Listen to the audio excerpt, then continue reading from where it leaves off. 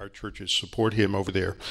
But one of the other foreign students that we have is Chad Wright, who is in Sweden. And so we have a video from him, since he couldn't be here. God dag, Chafer konferens. Jag heter Chad Wright och jag pratar med er från min källare här i norra Sverige. Which is to say, hello Chafer conference. My name is Chad Wright. I'm talking to you all from my basement here in Norra, Sweden. That is N-O-R-A. You can look it up on Google Maps and see where I'm located. I've been asked to just briefly describe what Chafer means to me and how it is helping me in my development for ministry. I'm a first-year student taking the Biblical Languages certification. I'm currently in first-year Greek in the second semester. I've always been interested in being able to attend a seminary. My spiritual gift is teaching, specifically to the point of being a pastor-teacher. I've known this for quite some time, but have not had the opportunity to do the training. So I've been preparing myself in other means, but I'm not until this distant learning opportunity came along was I actually able to do it on my own time and to be able to afford it as well. The price structure is wonderful for a person in my situation. I work full-time. I have 3 kids and a wife. But we still need to be trained. There are not pastors around here who can do that for me. In fact, of the 3 churches in the past 11 years we have attended here, and though I'm not a church jumper, all of them have ordained women pastors that are now running the churches. And that is not a new trend. These were the last 3 churches where that was not the case. To that point, I want to thank Pastor Mark Perkins from Front Range Bible Church, Pastor Dean, Pastor Woods for allowing your material to be placed online so that people in my situation, fellow Christian believers, can receive good biblical teaching while we're preparing to be able to teach others. So for those of you who are sitting there, being able to attend the conference, I just want to say, don't take this resource for granted. It is invaluable to people like myself, and who knows how many Chadrites there are out there. Lord help us, hopefully just the one. But in countries all around the world that need not just biblical teachers in the pastorate at their local churches, but need to be trained, and they don't have the seminaries locally that are qualified to do that. They don't have the funds necessary to maybe go a traditional route, and they don't have the time or the opportunity to pack up everything and move to a location. Thank you, Chafer, for solving all 3 of those for me. I really appreciate it. Good luck. Enjoy the conference. Thank you. I'm going to give you guys a lot of credit, and ladies. I'm from New Jersey, so we do say guys, and we mean everybody. That you would come out at 8 o'clock in the morning for the Old Testament. Must be a testament that you're all saved. And even sanctified, so I appreciate that. All right, so we're going to move a little bit, take everything we learned yesterday, and we're going to apply it to a pericope in Genesis. Remember, telling his stories. This is his stories. And he has a purpose for these stories. And the key is we have to figure out, each one of these books, each one of these pericopes, what did God intend to do with this story to the original audience? This is vital that we understand the message to the original audience first before we do anything else that applies to us. That is crucial and critical, that we understand the text. And once we understand the text, we can say, this is why God gave this to the original audience. And then once we know the reason why God gave it to the original audience, then we can say, what was the application for that audience? And I think many times it's an easy step. Some people say it's a long bridge from the Old Testament till today. And I don't think it's as long as we think it is sometimes, or as treacherous. Because once we know why God gave that book to the original audience, the application is many times the same for us today. So let's go a little bit deeper. Remember, we're trying to ask the question, why narrative? Well, there's two principles I want us to remember. The story has been consciously assembled by the author for a calculated effect on the audience. It's meant to move the audience to God's point of view. It's not just to give information. Sometimes, as Bible believers, we want to put this thing just as information.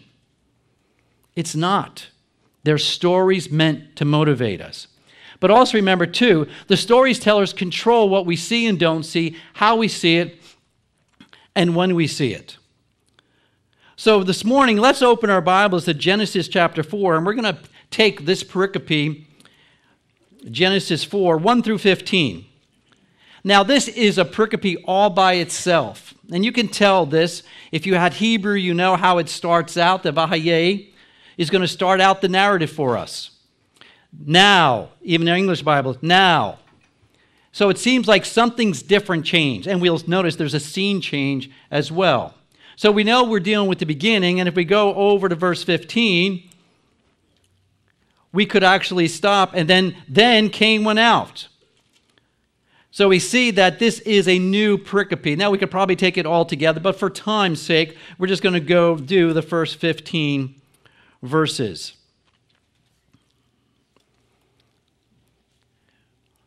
And if there was a newspaper around at the time or the internet, this is what the picture would have looked like. This is probably what you use for your PowerPoint. And we'll talk about this in a few minutes. Now the man had relations with his wife Eve, and she conceived and gave birth to Cain and said, I've gotten a man-child with the help of the Lord. And again she gave birth to his brother Abel. And Abel was a keeper of the flocks, but Cain was a tiller of the ground. So it came about in the course of time that Cain brought an offering to the Lord of the fruit of the ground.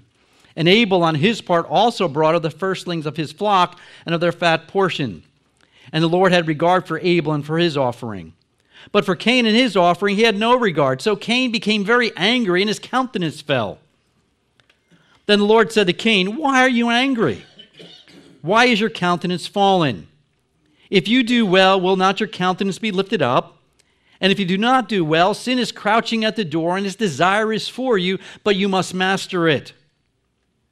And Cain told Abel his brother. And it came about when they were in the field that Cain rose up against Abel his brother and killed him. Then the Lord said to Cain, where is Abel your brother? And he said, I do not know. Am I my brother's keeper?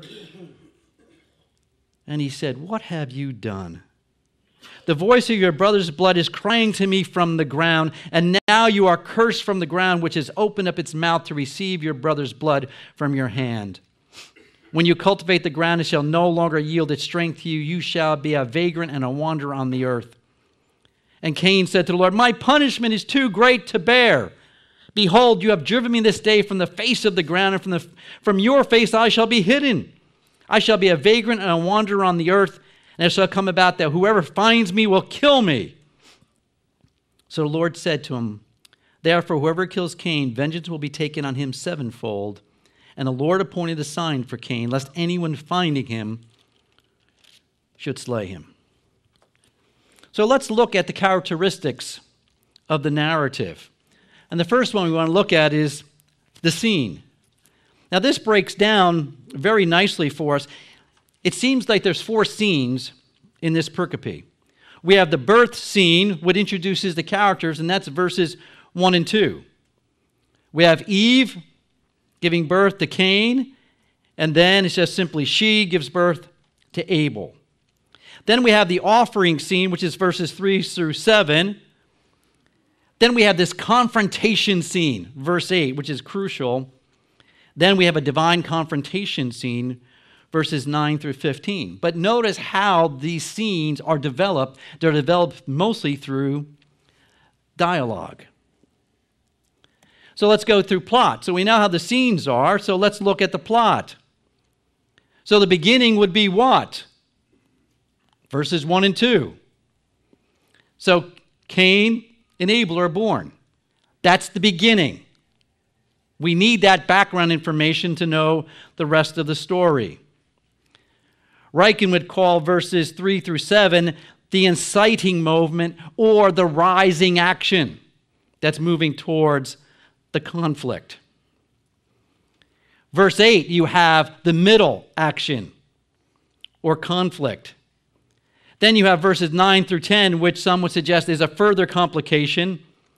Then you have the climax, verses 11 through 15.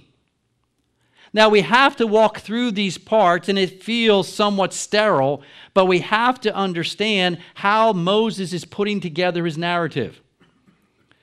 Because not like you would do this, but others might just jump to the offering as the most important thing. Again, not any of you would have ever done this in your preaching. Those other pastors. But if you notice what he's trying to accomplish by looking at the narrative. So look at, what's the conflict? Well, if you see in Genesis 4, 6 through 7, we see the conflict really clear. Then the Lord said to Cain, "Why are you angry, and why is your countenance fallen?" Have we seen this conflict before in Genesis? Where? We've seen it in chapter 3. God comes to his mom and dad, Cain's mom and dad, and said, "Don't eat of the tree." Yeah, we know the story. Now God comes, and Cain acts like, I know this story. My parents have talked to you. Man, if God came to you and talked to you, what would you say? What? But Cain takes it as a natural occurrence in life. So notice verse 6 and 7. This is important. Who's the conflict between? Cain and who? Cain and Abel? Why not? Now again, not you, not Sunday school teachers, not you pastors, but have you ever heard a message where the conflict is between Cain and Abel? We all say yes. Not because we're guilty, those other people are guilty. And we use them as examples. But see, this helps us understand that's not the conflict. Moses did not tell us this story so that I would not hurt my brother who deserved it for far less than offerings, or your brothers. That's not an application. We have other texts that are better for that. So what's the point of view?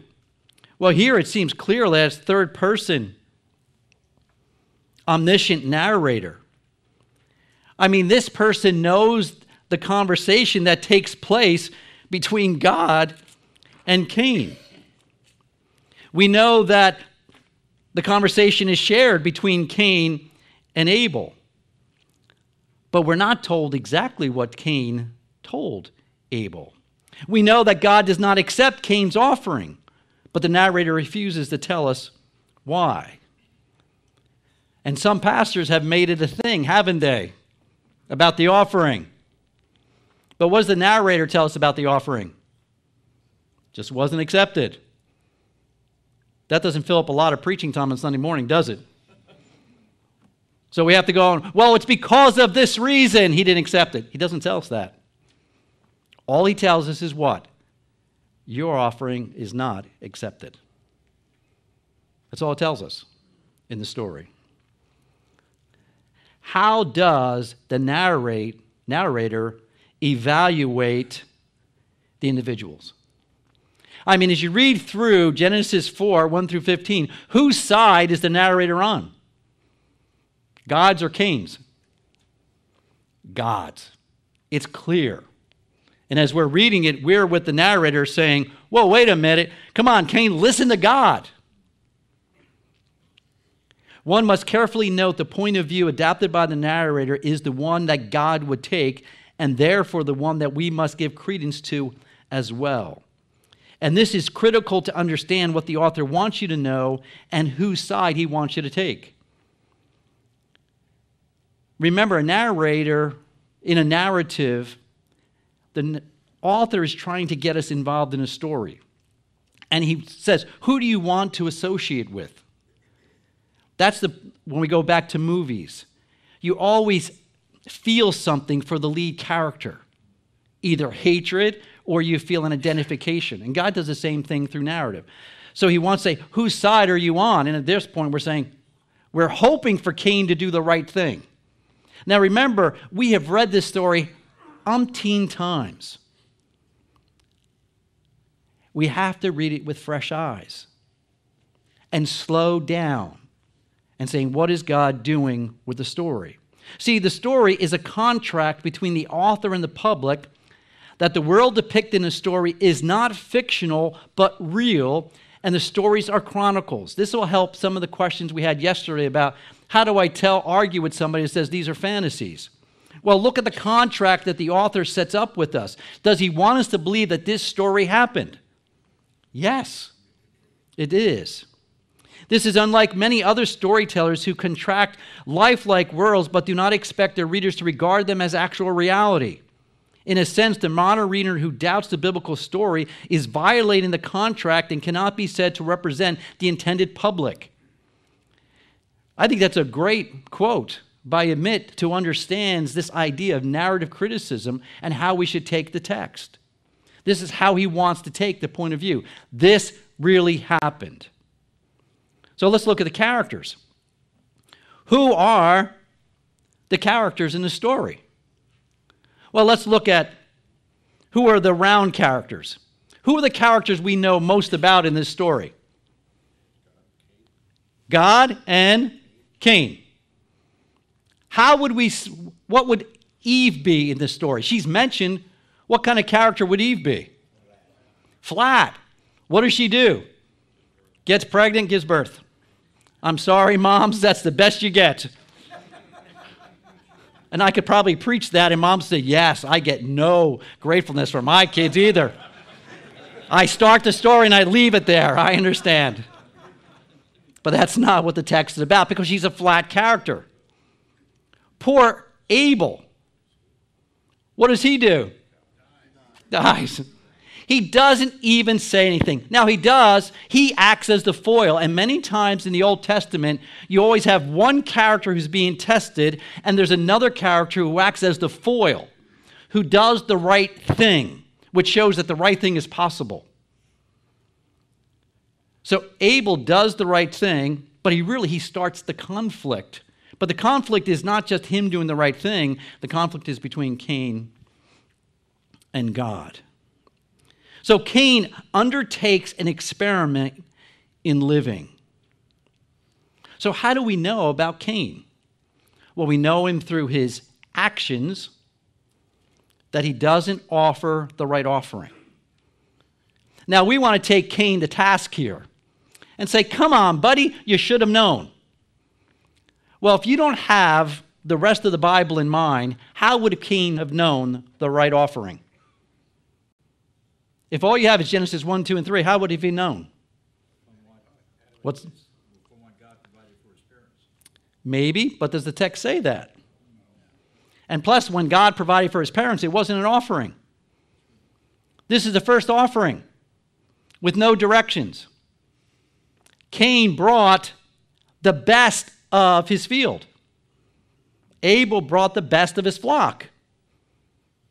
That's all we know. The conflict is not really over the offering, but how Cain responds to the offering. What about the setting? Now, the setting is interesting in 4. We really don't know the setting. All we know is really based on lack of information that it's outside the garden because of verse 24 in chapter 3. So God drove the man out in the east of the Garden of Eden. He stationed the cherubim and the flaming sword, which turned every direction to guard the way to the tree of life. So how far did the family go outside the garden? Could Cain and Abel see the cherubim with the sword? Maybe the first thing Adam and Eve said, don't go near the angel with the sword, guys. It's not going to work out well. They go far enough not to see the garden because it'd be a constant reminder of what they lost. We don't know that, and we shouldn't fill in the white spaces. All we know is that there are outside the garden. It's not a perfect environment, but it's not devoid of God's intervention. We see that God helps, if that's the translation, or at least God allows man to multiply. And that was a blessing that he gave in Genesis 1 and 2. So we see that God's allowing man to fulfill his mandate, to act as his regent over the world, even though the fall had taken place. He provides the flock, he provides the food, and he even provides his presence. That's the setting for us. So let's look at the dialogue, because so much happens with the dialogue. Now, Eve is the first one to speak in Genesis chapter 4, verse 1, but it's not a true dialogue. It's almost a soliloquy, a monologue, if you will. She's not speaking to anyone in particular. All she says is, I've gotten a man child, and it's either with the Lord or it is, as Steve pointed out, an accusative, I got a man child, a Yahweh. But the reality is, that's all she says. She just makes this statement. Now, that continues the story of Genesis 1 and 2, but it really just introduces the character for us of Cain. In verses 6 and 7, we get the next dialogue, and that's the Lord with Cain. And this is critical. Then the Lord said to Cain, why is you angry, and why is your countenance fallen? I mean, really? This is the first mulligan. This is the first divine do-over. Don't miss this.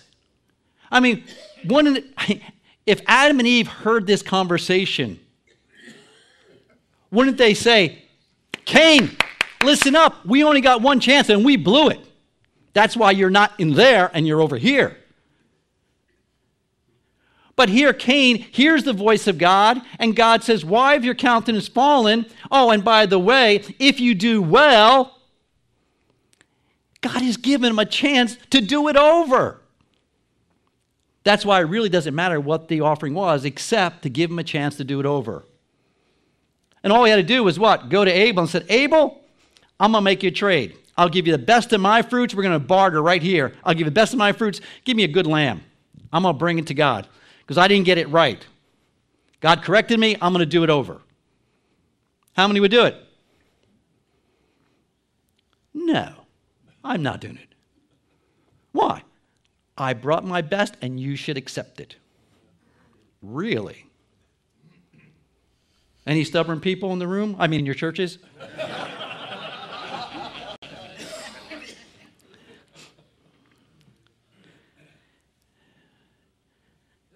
Cain, if you notice, look at verse 6. Why are you angry? Why is your countenance fallen? If you do well, will not your countenance be lifted up? And if you do not do well, sin is crouching at the door, and it's desirous for you, but you must master it. I know Cain must be older, but he strikes me as a teenager, because what's his response? Nothing. I've had some of these conversations with my own kids when they were teenagers. Hey guys, this is what you need to do. Just do it. And they look at you and go, It's incredible that Cain says nothing. Then we have the next conversation is verse 8. Then Cain told his brother. What did he say? We don't know. Man, we want to know. Yes. And some of us who are very creative could probably make up the conversation. Do you know what God said to me? He's really being unfair. But notice the narrator tells us what he wants us to see, when he wants to see it, and obviously he didn't think it was important for us to know the conversation. Now, we want more information, but God says, no, that is enough. Then the Lord, the next conversation, verse 9. Then the Lord said, where is Abel your brother? And he says, I do not know. Am I my brother's keeper? this just really communicates that he's a teenager. I don't know. It's like family circus, who did it? I don't know. It's like someone else is in the family called I don't know. But that's exactly what's happening here. Pure teenage dialogue. He says, "What have you done? The voice of your brother's blood is crying to me from the ground, and you are cursed from the ground." And look at verse 13. "And Cain said to the Lord, my punishment is too great to bear." What? "Behold, you have driven me this day from the face of the ground, and from your face I shall be hidden." I'm sorry, but I have to stop here and say, what did you think was going to happen, Cain? You didn't listen to God when he was face to face with you talking. You do exactly the opposite of what God wanted you to do, and now you're upset that there's judgment? Where'd you grow up? But that's what the author wants you to feel. This is incredulous that he would reject grace and then complain about the judgment.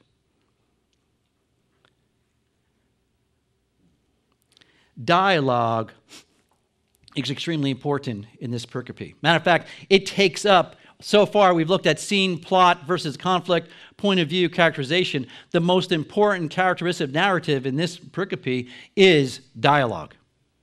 It takes up the majority of the story, and this tells us clearly that the conflict is not between Cain and Abel.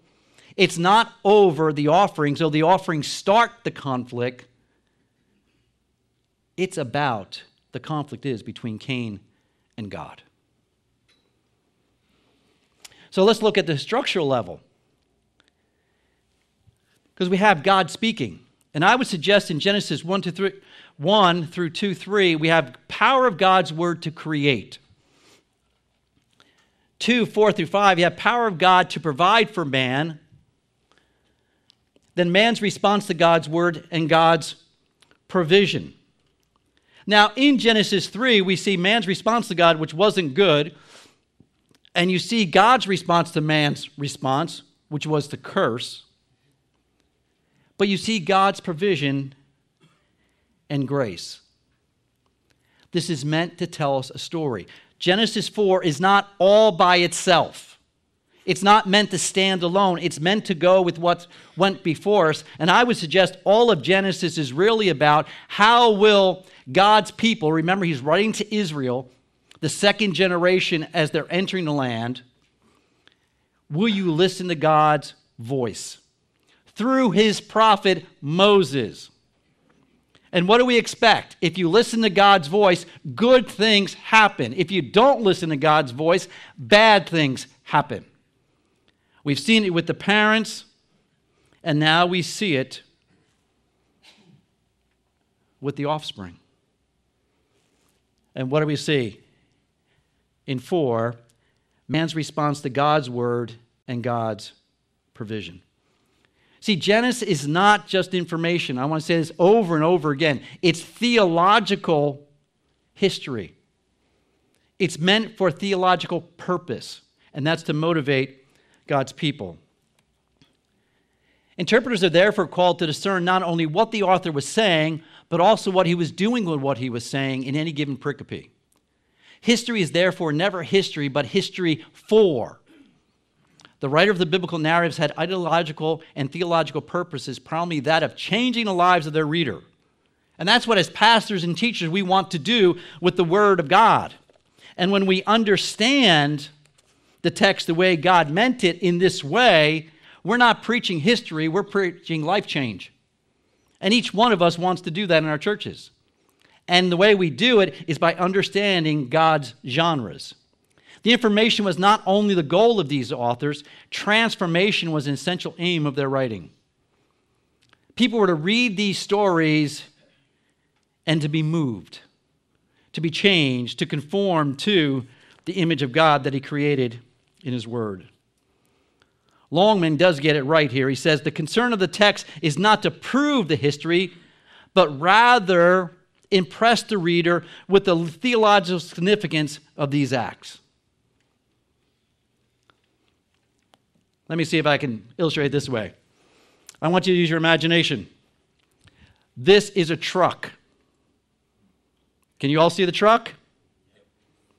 You're good. You're creative. So here, the wheels. It's a flatbed truck. Okay, flatbed truck. This truck is history. And it's moving through. Now, sometimes that's all we do. We see history. But biblical history, it's flatbed. It takes the theological purpose, it puts it on the history. And now the history carries the theological purpose for the reader. It's not an empty truck, just history. It's history truck carrying the theological purpose. So when you read Kings, when you read Chronicles, it's not just history. It has a theological purpose that goes to the original audience. See, this truck is always going to the original audience. It doesn't go like this. No, I'm going to go to the modern audience. No, it can't do that. It has to go to the original audience first. It goes there and parks. We look at it and say, oh, this is why the truck drove here for this purpose. Then we can turn it around and say, okay, now I can drive back to my neck of the woods and apply it. But if you go from the text here right to my neck of the woods and we don't go there, we violate this. And we'll never know why God said it if we jump right to application. But sometimes it's a lot easier to jump to application. All right, so let's go structural level. Let's look at the style. I mean, what are the rhetorical devices that God uses in Genesis 4? Well, the first one is dialogue. Not unusual, but there's not a lot of dialogue in the Old Testament. And when you see it, it becomes important, especially when God speaks, right? It's not like every day God's speaking. And we read through Genesis 4, well, God speaks, Cain's listening, Cain decides to do the opposite thing. What? Every one of us as readers should be shouting to Cain, say, Cain, come on, wake up, buddy. Do you really not want to listen to God? He's given you a chance to do it over. Don't you want to listen? And if we're not reading it that way, we're not reading the text closely enough. And we miss the main point. There's irony. Verse 14. From your face I shall be hidden, and I shall be a vagrant and wander on the earth. Well, what did you expect? You had the opportunity to do right. Now Cain doesn't want what he rejected in the first place. God said, okay, you don't want to listen to me? Okay, then I'm going to put you away from me. And how many times do we counsel people that find themselves in the same exact position? If they would have listened to you, because you could see where their lives were going, right? And all of a sudden it goes that way, and they come back and says, you didn't tell me that. Come on. We've seen this story before in Genesis chapter 4. And notice this idea of cursing.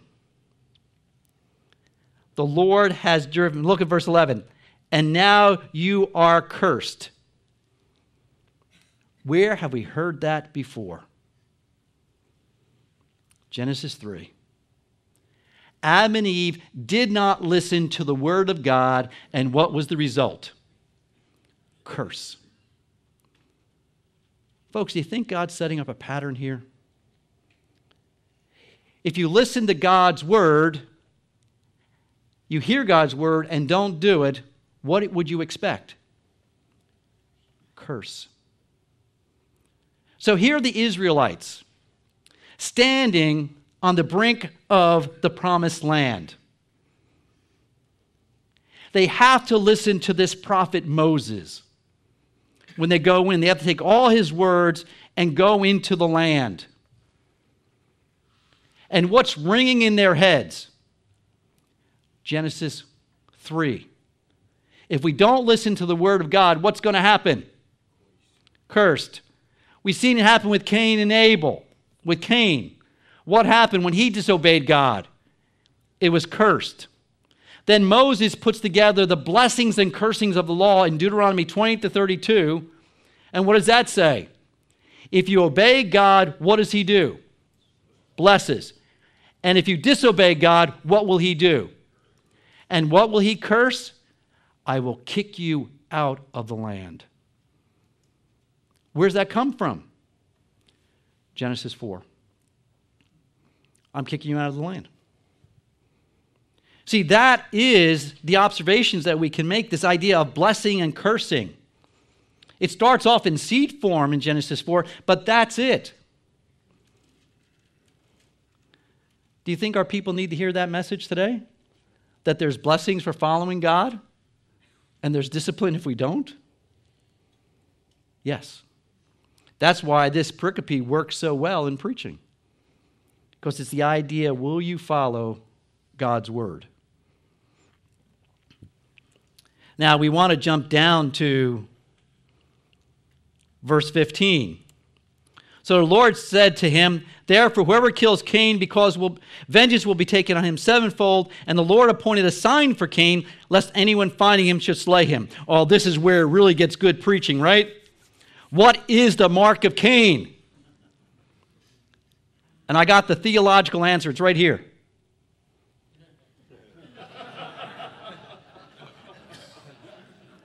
We have no clue. But we've seen a lot of ink spilt on it. Now, based on all that we've said, why didn't God tell us what the mark of Cain was? We didn't need to know. But we want to. It will preach. We made it preach even if we hadn't known it. And we conjecture all over the place, and we miss the point of the narrative. The point of the narrative is not the mark. It's simply that God provided for Cain in grace. Do you think if God would have told us the mark, what would that have done? I think Dave Roseland has the same mark that Cain has. Yeah, did I say, wow, this is great. Which just means we can't beat him or you can't pick on him anymore, okay, verbally. See, but that's what we want to do with the text. See, it's easy to make those things important that we think are important. But the storyteller controls what we see and don't see, how we see it, and when we see it. And we violate the storyteller. We violate the narrator when we jump the gun and fill up the blanks that he never intended to be filled in. And this is where we have to honor authorial intent and not fill in the blanks. Could God have told us? Sure. But he didn't. So can we respect the silence of God and tell the story his way and not our own way? I want to change it up a little bit because I want to move to Ruth. But before we move to Ruth, gentlemen, if you would come by, let's take some questions now, if that's okay. And we'll take some questions on Genesis, and then we'll move to the book of Ruth, and we'll try to do the same thing. So if there's any questions, I'm tethered, and I prefer not to have to throw the microphone, so thank you.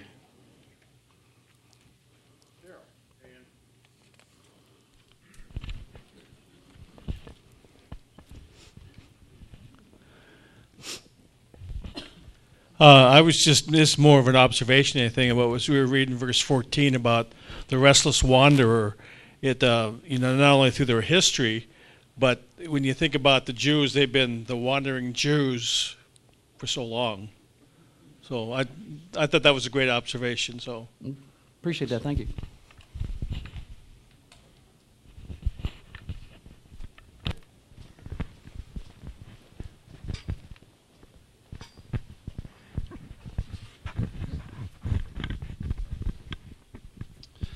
Maybe I misunderstood you, but You said that the focus really wasn't on the sacrifice. The problem with that is we had 3 New Testament verses that seemed to indicate that was the issue. Hebrews 11:4, by faith Abel offered to God a more excellent sacrifice than Cain, through which he obtained witness that he was righteous, God testifying of his gifts, and through it he, being dead, yet speaketh. Then 1 John 3:12, and Cain was of that wicked one who murdered his brother. And because his own works were, I'm just summarizing, his own works were, not accepted. And then Jude 11, we talk about the way of Cain in reference to false teachers. The New Testament focuses upon the sacrifice. And also, if we look at, the context of Genesis, the cursing, the ground was cursed.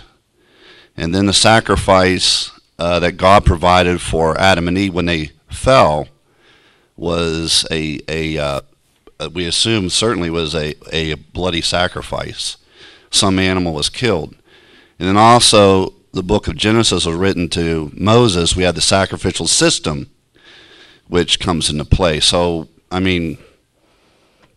can we say that, we don't want to add to the text, certainly when we look at the original account, but we have the completed scripture. And so when we're preaching this, shouldn't we focus on what the New Testament focuses upon while not ignoring the Old Testament? Great question. And let me answer, no. The answer really is no. Now let me tell you the difference though. Are we preaching the text or are we preaching systematic theology?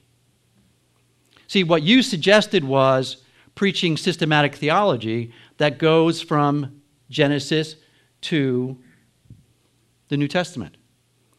If you were going to preach this to the original audience, what did they know? Yes, they knew the Levitical system, but the Levitical system is not highlighted here. Matter of fact, all we hear is the dialogue that gives Cain the opportunity to do it over again. And the readers would have understood, hey, Cain wouldn't have known. See, what I'm saying is we have to stay with the original audience. Now, if you want to bring that in, that's fine, but I think you're preaching outside of Genesis then.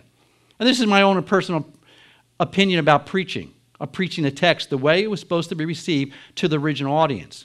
And I think so much of our preaching today is really a biblical theology, especially when we move from the Old Testament to the New Testament.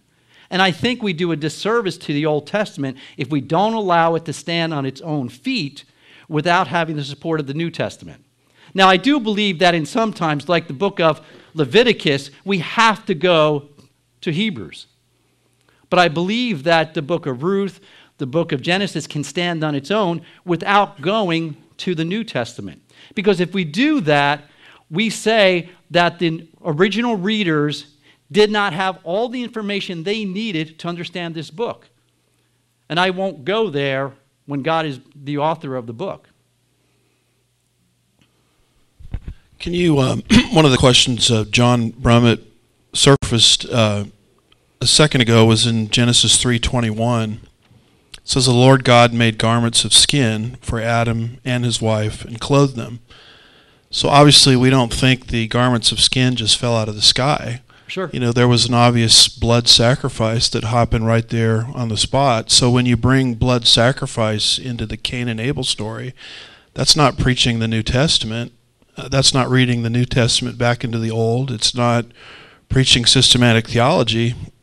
It's preaching what the biblical text says. And earlier, you said that regarding the curse, Genesis 4, we've got to have ringing in our ears Genesis 3 regarding the curse.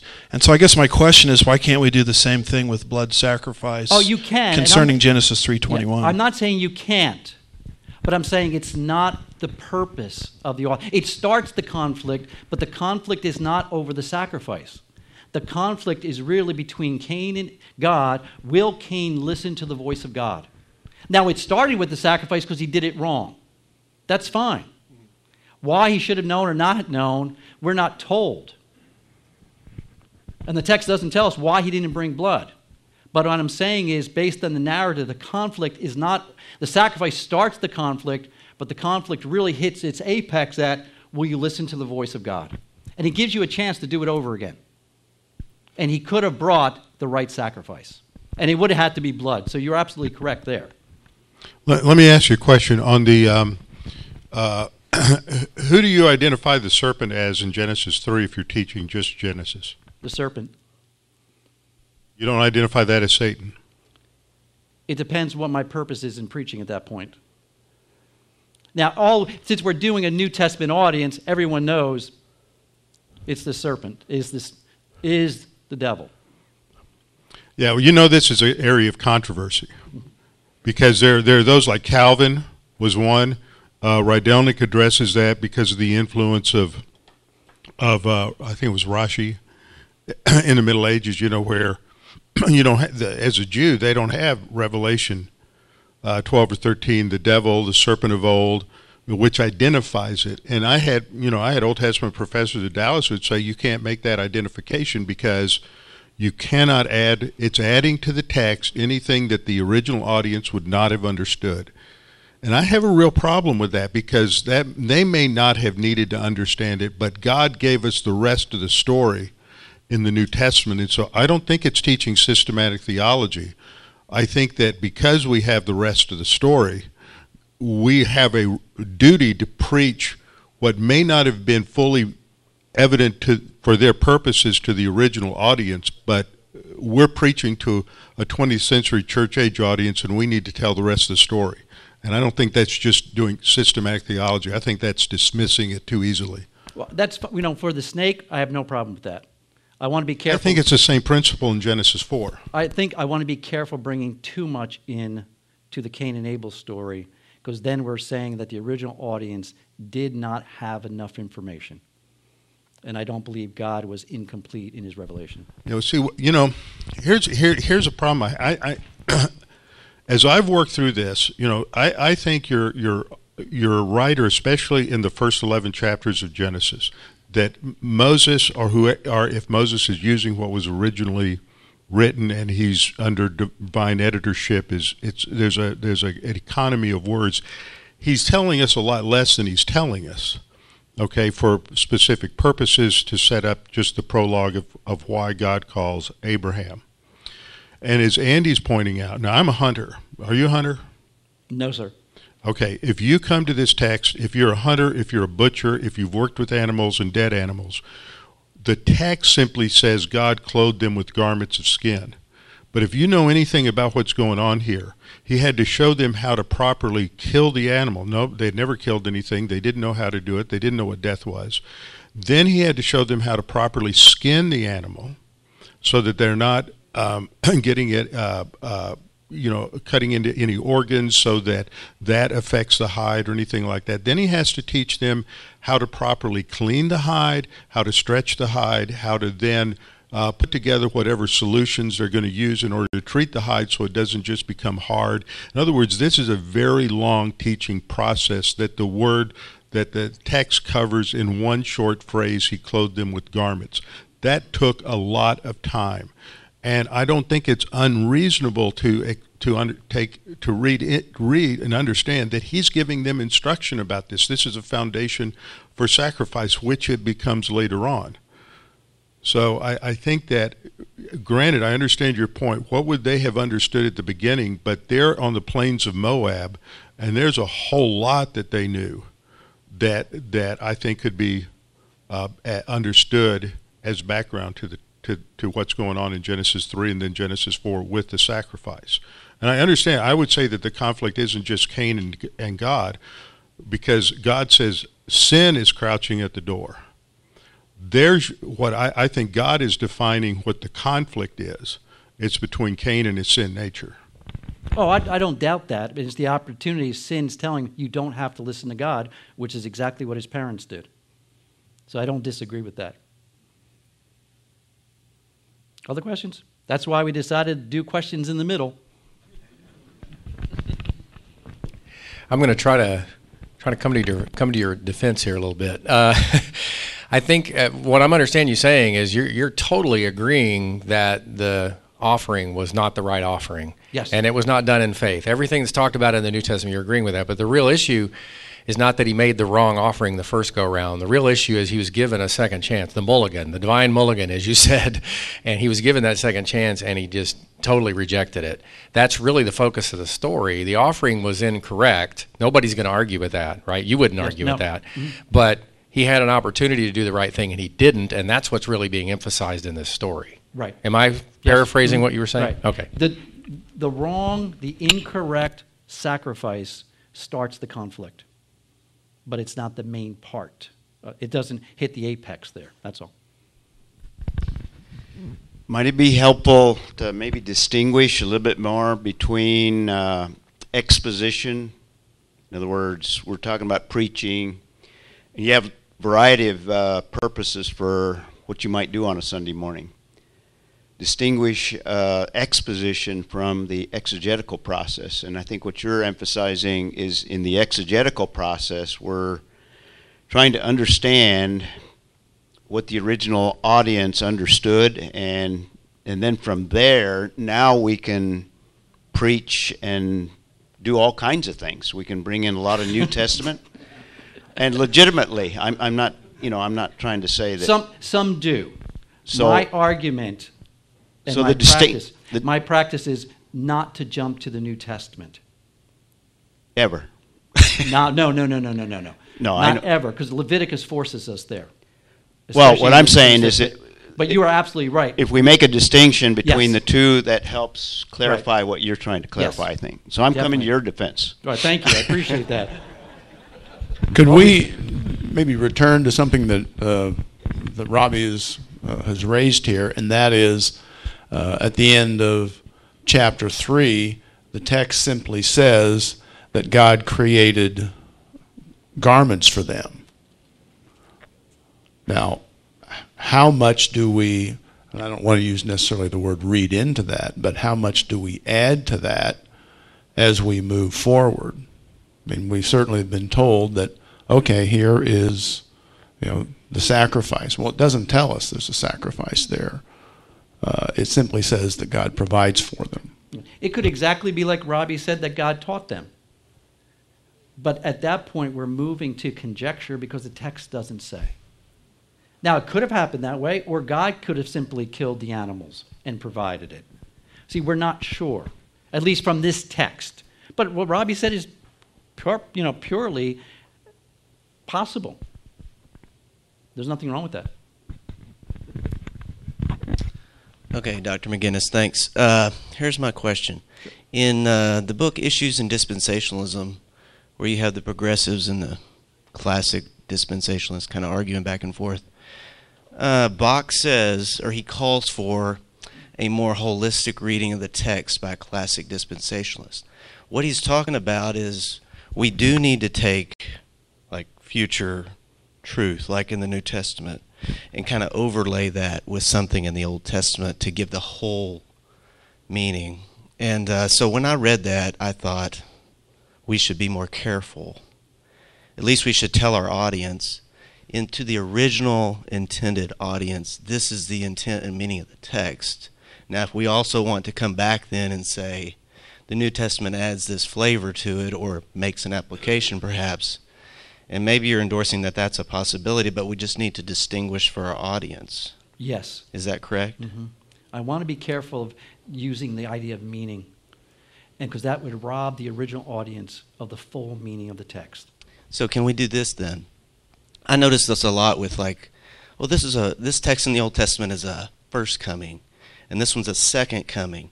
But really, in the original intended audience, could they distinguish that? Maybe well, not. Peter seems to indicate they couldn't, probably. Mm-hmm. So we do bring that up, but we do it after we've said they couldn't distinguish. Mm-hmm. Is that the right? Yes. Mm-hmm. Okay. See, I'm always reading the Old Testament. I'm not Jewish. I don't read it without an eye to the New Testament. However, I want to be very careful, because what I see today is that we're too quick to bring a New Testament understanding into the Old Testament.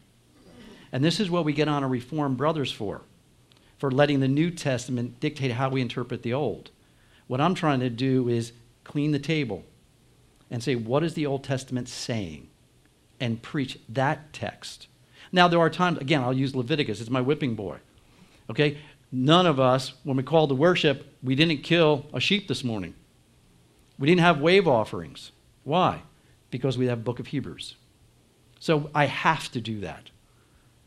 But I'm saying in other texts, like Genesis 4, I don't necessarily have to come to a fuller meaning like the New Testament does with it to preach this text. That's all I'm saying. Okay, that's helpful. Thanks.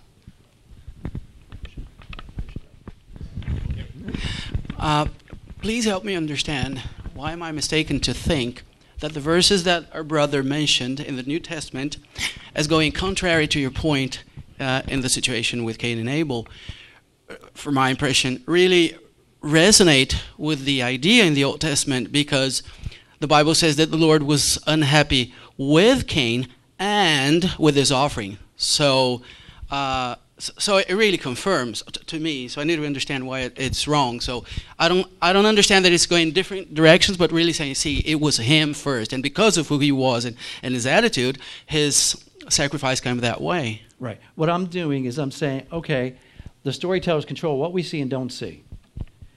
The original audience would not have had the New Testament to see all those parts filled in. You're right.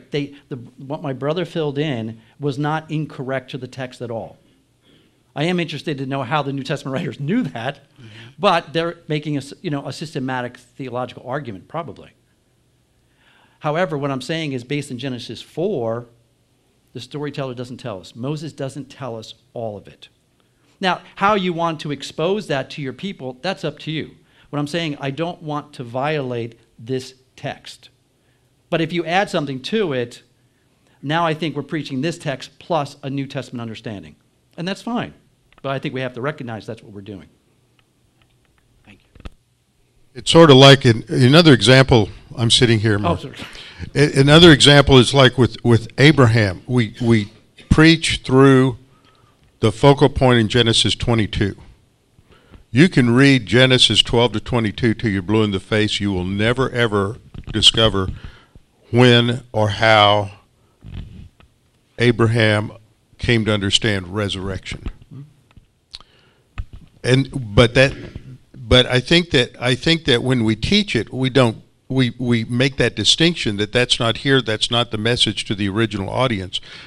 My point is, I think we fail our current audience if we don't go to Hebrews 11 and say, now, what is not said in Genesis is that he understands resurrection, and he's finally understood that God's going to be true to his promise of a seed no matter what, even if he has to bring Isaac back from the dead. And that's what gives him such a strength in Genesis 22. Even though he might not have known at that point, based on his faith and based on the promise that he was trusting in, whether or not he called it resurrection, at that point in Genesis, I do believe he thought that God was going to give him back. Yeah. Well, that's what Hebrews 12 says. Right. So he didn't know how. Right. So I don't even need to go to the New Testament to say he knew his boy was coming back. Yeah. But you do fill in. But that's filling in. Mm-hmm. And I bet if you were talking to somebody who is Jewish who knew the Old Testament and not the New, they wouldn't be coming to that conclusion. I think they have to, because he was the son of promise and he was the only one. Yeah. He wasn't getting another one. There was only one way that he would kill that boy. He was trusting God. Yeah, that'd be an interesting Allah. Mm-hmm. Sure. As the brother mentioned a while ago about the Bateman book, where Bach and Elliot Johnson are going back and forth, I'm going to use the word meaning for right now, the stableness of meaning. I appreciate what you're doing about that. My question has to do with, Elliot Johnson said dispensationalism is narrative theology. So we have this concept of narrative for the biblical theology. But then other people, let's say Saulheimer, the distinction between event and text. And I see that you're focusing on peripety theology, say of Curvella. And so what I'm asking you is this, is that whenever we're reading the narrative, because Genesis is a prologue and it has certain motifs that are developed, and we were not given the oral tradition of Genesis. We were given the revelation or the text through Moses, as you know, of course. So my question is this: how do we avoid, or should we avoid, an event focus rather than viewing the narrative world as it is, and at the same time thinking about the implications as it relates to progressive revelation? You bring up a great point that all the narrative is based on event. But we're not preaching the event. We're preaching the writing, the revelation of that event. That's important concept to keep in mind. So everything, and that's where we differ from the liberals. We're saying the events are true. However, we're not preaching the event. We're preaching what the text says about the event.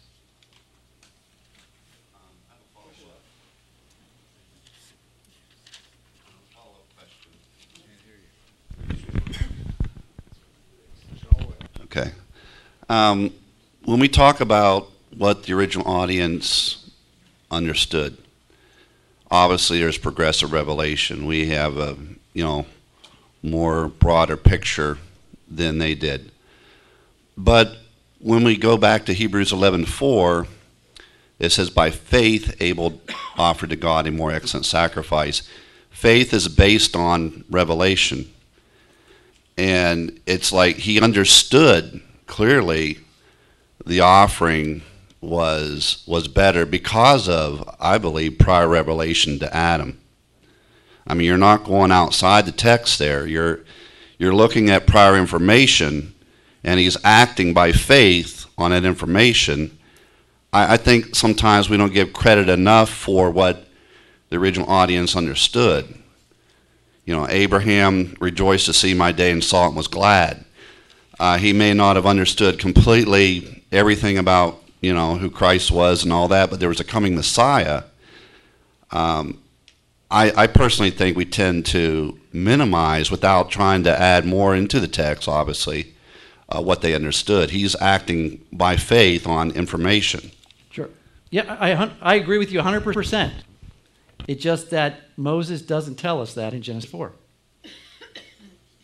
And when I'm preaching the text, now remember, I'm an Old Testament professor, okay? What I'm saying is the text can stand on its own. Now, are there other things that we can fill in? Sure. But I think we do a disservice to the Old Testament to say we have to verify the message of the Old Testament with the New. This is God, that first part is God's revelation, and it can stand on its own. Now, does the New Testament fill in details? Absolutely. And when I go to Hebrews and I preach that, I'm saying, oh, look this is how the writer of Hebrews understood Genesis 4. Because it's what Kaiser calls antecedent theology. I can always go back and assume that my readers knew everything behind when I'm writing. But they did not understand what went forward. So for the message for the Israelites, that second generation, had to be in Genesis 4. That's all I'm saying. You make excellent points, and it's absolutely true. I can't argue it from a systematic point of view. Now, if you want to say this is how we're supposed to preach the whole Bible as whole Bible, that's fine. But when I'm preaching the text and I'm saying I'm preaching Genesis, I will stay in Genesis. Okay, that goes back to my first question is, when you preach Genesis 3 and you're preaching it as Genesis 3, do you identify the serpent as Satan? Because the original audience did not know that, and nobody has that in Scripture until John gets the revelation. Right. So how can you, on the basis of your principle, justify identifying the serpent as Satan? I am not totally consistent, and you point out the one area I'm not consistent. Okay? Matter of fact, I was preaching through the book of Job, Job chapter 1 and 2, and I skipped and said Jesus instead of God. And somebody in the church came up to me after and says, you were in Job, why'd you say Jesus? Oh, yeah, you're right, it was God. Well, see, I am not totally consistent. See, my point is, if you do that with Satan, with the serpent in Genesis 3, then why can't you do that into Genesis 4? Once you've open the door, you've got to keep driving through it. Oh, and that's what I'm just saying. I'm inconsistent, so I'll stop the car. Well, who was it that said consistency is the hobgoblin of little minds? Yeah. And it's because it's so important. And I'm not saying this, this is a tightrope that we're walking, folks, when we're talking about preaching. And it's easy to fall off on either end, and I'm trying to be careful. And you might say I'm reactionary, but I see so much of the Old Testament. When people are preaching the Old Testament, they don't stay in the Old Testament. They end up going to the New and just use this as illustration. And I think we need to be careful. I agree with you 100% on that. All right. Thank you. I'm over here. I'm not a pastor. I'm the guy that sits in front and has to listen. I'm sorry. And I want to give you some encouragement for this, because when I'm in the Old Testament, I want Old Testament. I want to understand what was going on then. I can go and look in a concordance or and use Logos or something to see what the New Testament says about it, but when someone's teaching me the Old Testament or when I'm reading it, that's what I want. I want to know how did Abraham come to this? Maybe it's explained later in the New Testament, but I want to be right there. And I agree with you on that. If I was studying in the New Testament and there was an Old Testament reference, I definitely want to jump back and see how the New Testament is interpreting the Old. But when I'm in the Old Testament, that's where I want to be. And I appreciate that, but again, we have to be careful because there's some text in the Old Testament that we do need further revelation to make sense of, or we would be practicing. Here, let's jump to Psalms. Blessed is, happy is he who dashes your little ones against the rocks. Let's preach that on Sunday. And I'm going to take my grandson up and I'm going to say, let's practice with him. Let's make it real. Okay? And everybody said, wait a minute. Maybe we shouldn't preach that one. Well, maybe that's just for Israel and it's during the trib. Or maybe it has future when God deals with Israel's enemies and there's divine retribution. So I'm even jumping past the church age maybe for that psalm and applying, so it doesn't necessarily apply to us as though God will deal with our enemies, but at least in the United States we don't have the same issues.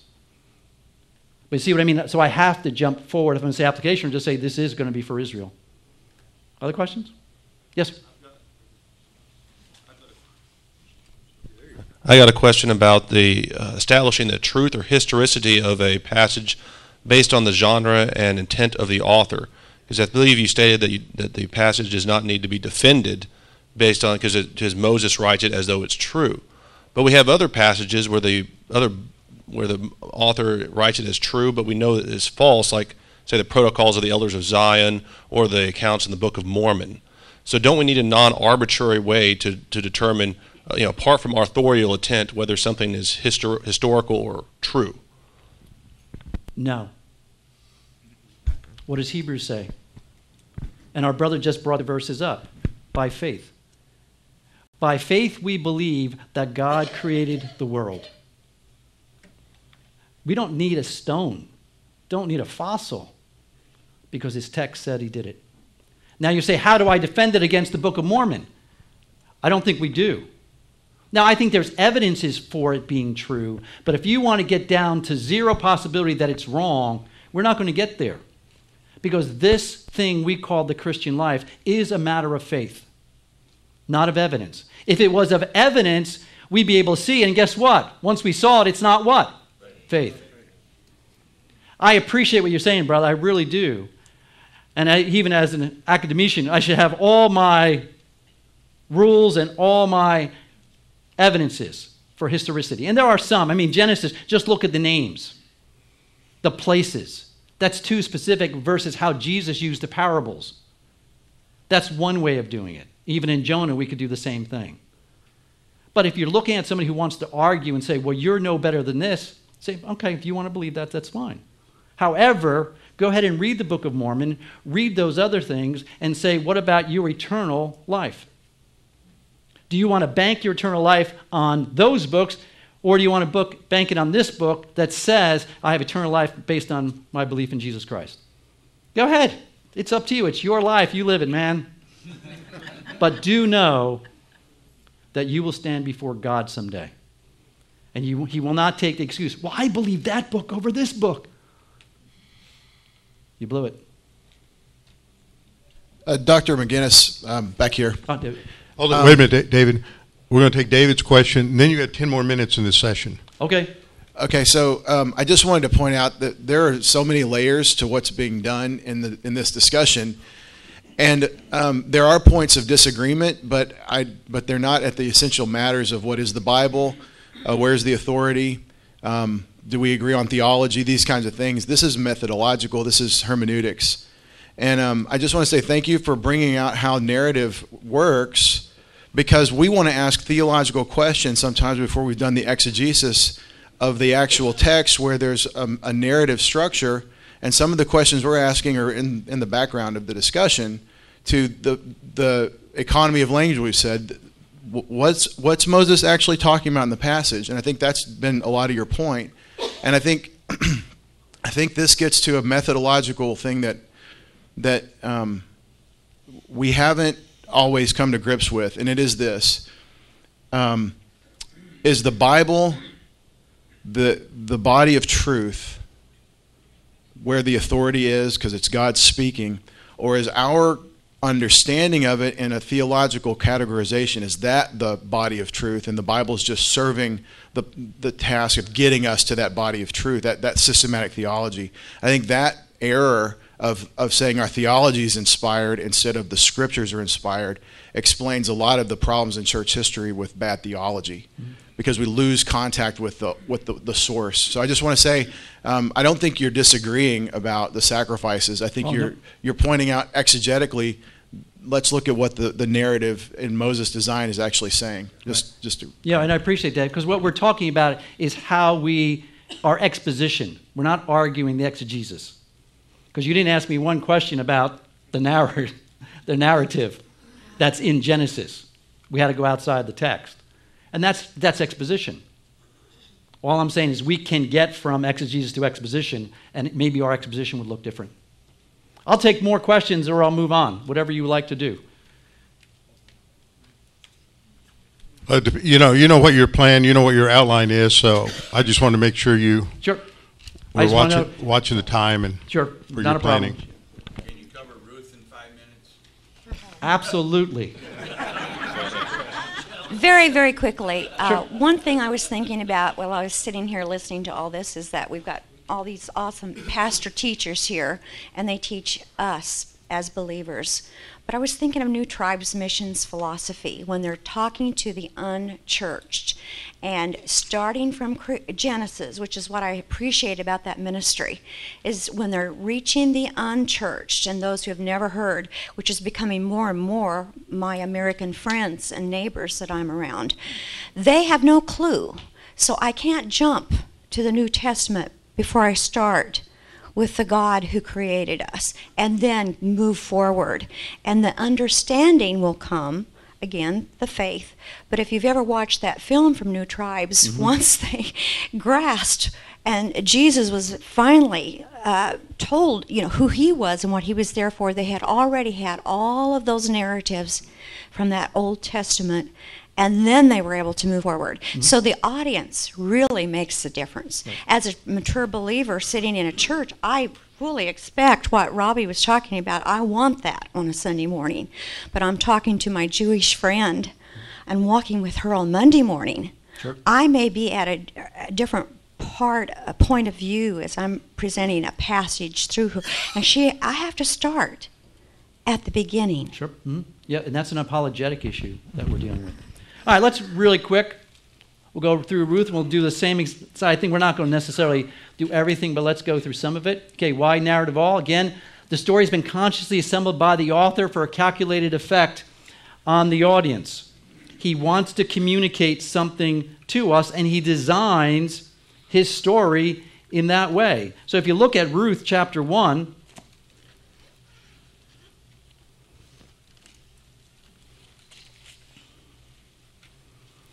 now it came about in the days when the judges governed that there was a famine in the land.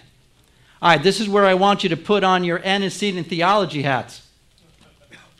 When you hear the word famine, We're not going to go forward. We're going to go backwards. And where would we go backwards to? What's that? Oh, you get an A for the class. Yeah, blessings and cursings. So when you see the word famine, what do you assume about Israel's walking with God? Cursed. We can go home now because now you know the setting of the book. And he also sets up the pattern. In Ruth 1, we see famine. And what do we see at the end of chapter 1, verse 22? We saw famine in the beginning of the chapter. What do we see at the end of the chapter? And I'm not saying this is chiasm. Don't go there. But we see what? So what will we assume based on Deuteronomy? What's the word? Blessing. He doesn't tell you, oh, by the way, Israel's now starting to walk with God. And if Israel's starting to walk with God, what do we expect God to do to Israel? You notice the narrator controls what we see and don't see, how we see it and when we see it. He is very good. He doesn't tell you, oh, by the way, Israel's now walking with God. And all of us would go, oh, yeah. And now, soon enough, they're not going to walk with God. They're not going to walk with God again, then we're not going to walk with God again. And it's like a ping pong match.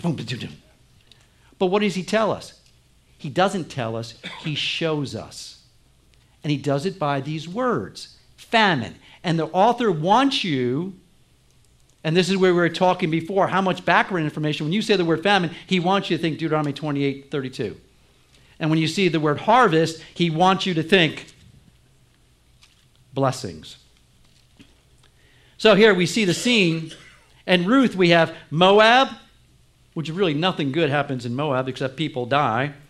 Then we have Judah. We have the fields of Bethlehem. We have the threshing floor, the city gates, and the house of Boaz. Which I think it's interesting because it talks about the house of Boaz and this idea of building a house because Naomi came back what in her house? Empty from her house. The plot. Here, let's skip plot because I want to go to the characters. Let's do conflict since we have just a few minutes. See, we have the characters. You know, it's Ruth and Naomi and Boaz. The husband and the kids, they're what? Flat characters. What do they have to do? Die. That's all they have to do is die. And even in chapter 2, when the servant in charge of the reapers, what does he do? He just has to tell the story to introduce Ruth to Boaz. He's called an agent. He just helps move the story along. This is like anybody Star Trek fans? Okay, aren't there always one person in Star Trek? Is he called the red shirt guy? Right? And you always know what's he going to do? Die or get captured to start the story. He carries the story along. Well, in Scripture we have sort of the same thing where he just creates the story along. But here the book is named Ruth, and that may be an issue because really, what's the story about? The main character is who? It begins with this person and ends with the person. It's Naomi. Ruth is really a foil to Naomi. Naomi is a woman of Israel that should have the faith of God, faith of Yahweh. And we see this Moabite, and the scripture is clear that she is a Moabite, reminds us that over and over again. But Naomi comes back in verse 20, and she said to them, "Do not call me Naomi, call me Mara, for the Lord, the Almighty, has dealt very bitterly with me. I went out full, but the Lord has brought me back empty. Why do you call me Naomi? Since the Lord has witnessed against me, and the Almighty has inflicted me." Now I want you to picture this. She's walking back to Bethlehem, and they're stirring of the crowd. Matter of fact, the Hebrew says, everybody's mumbling. Is that Naomi? And she says, "I went out full, and I came back empty." Well, what's wrong with that statement?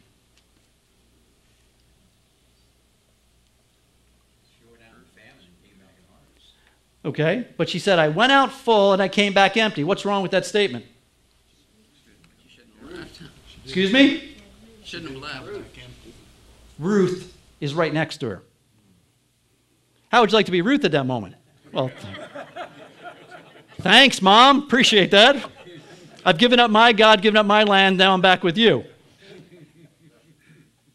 How is it that Ruth is not saying the same exact thing? See, Naomi says, I'm bitter. And she says, call me Mara. Now, this is fascinating. Read through the rest of the book. What's the narrator call her through the rest of the book? Naomi. Why doesn't he call her Mara? Because the narrator and the author doesn't believe she is empty as she thinks. Why? Because Ruth is standing right next to her. And if you turn to the end of the book, I hate doing this, but we have to read the end.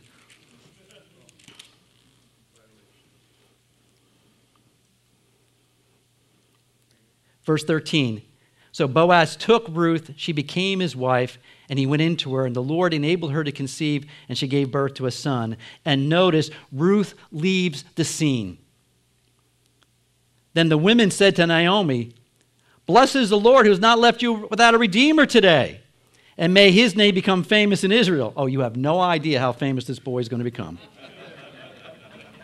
May he also be your restorer of life and sustainer of your old age for your daughter-in-law who loves you and is better to you than 7 sons, by the way, has given birth to him. Then Naomi took the child, laid him in her lap, and became his nurse. And the neighbor woman gave him a name, saying, a son has been born to Ruth. Naomi.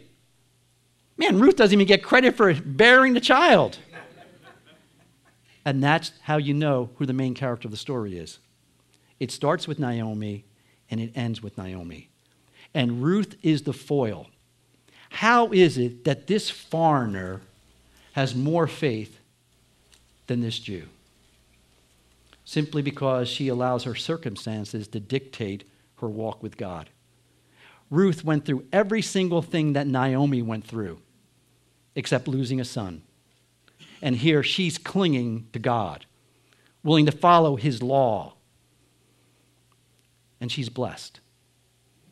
Do you think people in our church need to hear that story? Do you have people in our church that feel like they're empty? They're bitter the way life has treated them, and they don't say it to you on Sunday morning, but they believe that God has done them dirty. And you know what? The book of Ruth shows they're not as empty as they think. Okay, let's stop there.